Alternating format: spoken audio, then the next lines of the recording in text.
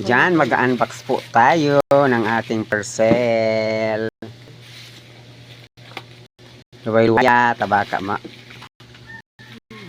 Ay, electric fan. Sira na kasi ito. Para to kay panganay kasi nasira na yung dati. Uy, 3 years din yun. 3 years din yun bago nasira yung isa. Ngayon ito yung bago. Ewan ko kung ilang taon na itatagal nito. Depende sa pag-iingat. Kulay violet pati. Maganda pula. Malaki to. Yung kay Renz maliit. 4 lang yung ganito. Ganda ng kulay. Mas matipid to sa kuryente kaysa dun sa ginagamit ng panganay kong inabakal. Ayun. Si nanay, may electric fan ka din ba? Ito piso lang konsumo nito. Oh, no! Piso lang daw to ano nito sa isang araw na paggamit.